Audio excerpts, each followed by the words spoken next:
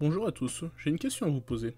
Est-ce que vous avez déjà joué à un jeu vidéo où au début la difficulté est plus ou moins dure, elle vous oppose de la résistance, puis vient un moment où vous devenez plus puissant et vous roulez sur le jeu, vous tabassez les ennemis, c'est très drôle, jusqu'au moment où on se lasse et on s'emmerde. Et bah ça, ce serait Kingdom si certains fans étaient aux commandes. Et je vais pas vous mentir, d'ici un ou deux arcs, on se serait fait chier. On aurait attendu Chou pour avoir du challenge, ça aurait été pas ouf. Mais heureusement, c'est Yasuhisa aux commandes. Kin s'est pris deux grosses claques, deux gros revers militaires dans la gueule, et ce n'est que le début de leur problème. Kin vient de perdre deux armées, celle de Kanki avec son général, et celle de Hussein. On parle presque de plus de 300 000 morts en tant que soldat dans le camp de Kin. Maintenant, l'État il est dans une position de faiblesse, et tous les autres États, ils vont lui sauter dessus comme un vautour sur un bout de charogne. Et oui, parce que Kin, ils ont une politique très expansionniste, que les autres États vont se venger, ils vont leur rendre la monnaie de leur pièce. De plus, Kin a affiché officiellement qu'il voulait éliminer tous les autres États pour les unifier. Ils vont pas laisser passer ça, ils vont attaquer Kin, et Kin va se reprendre le revers d'avoir eu l'ambition de vouloir unifier la Chine. De plus de ces menaces extérieures, on a des menaces de l'intérieur. Et ouais, parce que Shuei-kun et Sei, ils veulent réformer le pays en le centralisant. Une des mesures de cette centralisation, c'est que c'est le palais lui-même qui va faire les registres de tous les villages et de toutes les familles. Ce qui était délégué au seigneur. Et ça a posé un problème, parce qu'on est dans une féodalité, c'est-à-dire que les seigneurs sont soumis au roi tant qu'ils rendent les comptes qu'ils doivent au roi, mais qu'ils ont une très grande autonomie.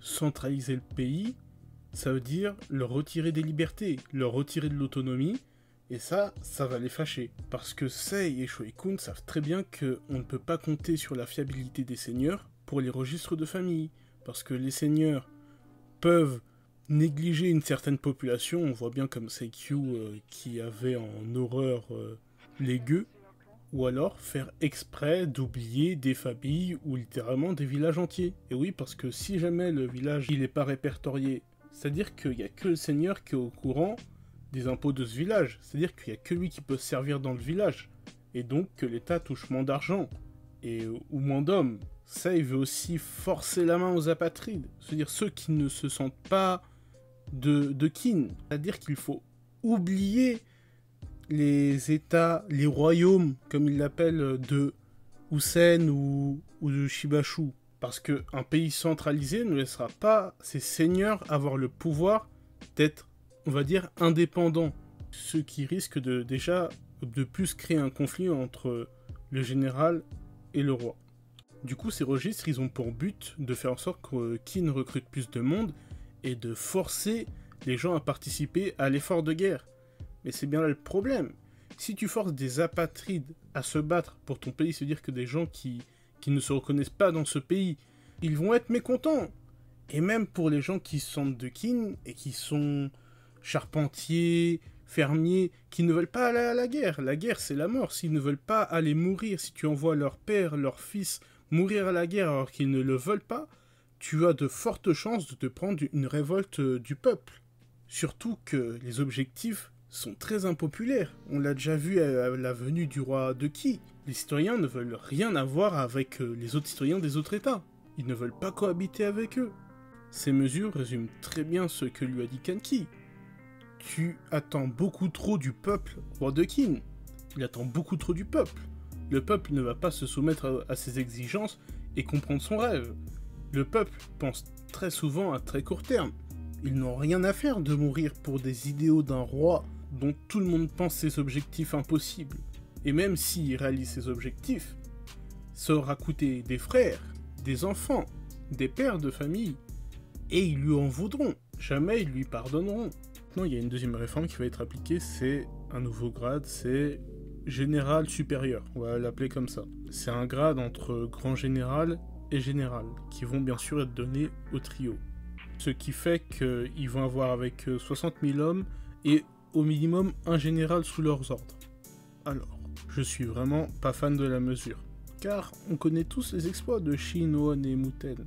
Mais en tant que commandant, et être commandant et général, c'est pas la même chose. C'est pas moi qui le dis, c'est tout. De plus, chaque exploit leur a amené une promotion. Là, il n'y a aucun exploit avant cette promotion. Si on prend le protagoniste Shin, qu'est-ce qu'il a fait en tant que général? Il a pris le flanc de Ekkyu, et encore, il n'était pas tout seul, il était avec la Gyokkou. Il a défendu Kenki de la sortie de Kohakuku à Tsuyo, pris une ville moyenne dans le nord de Zao, et rien d'autre.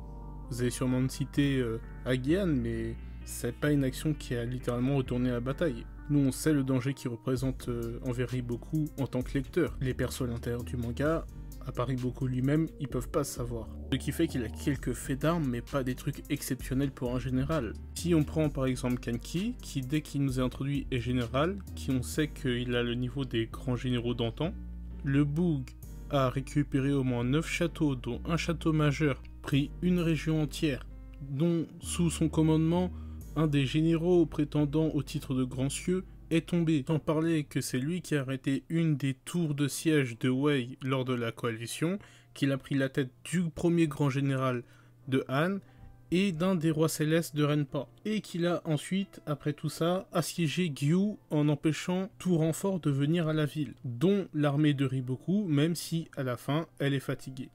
Ici, on a un CV solide, mais il n'a pas été promu grand général, au contraire de tout Emobu, ou même Yantanwa avec ses plus de 100 000 hommes des montagnes, ou Osen à qui on va confier la conquête de Gyu. On peut les considérer comme des grands généraux. Kenki, à aucun moment avant sa nomination.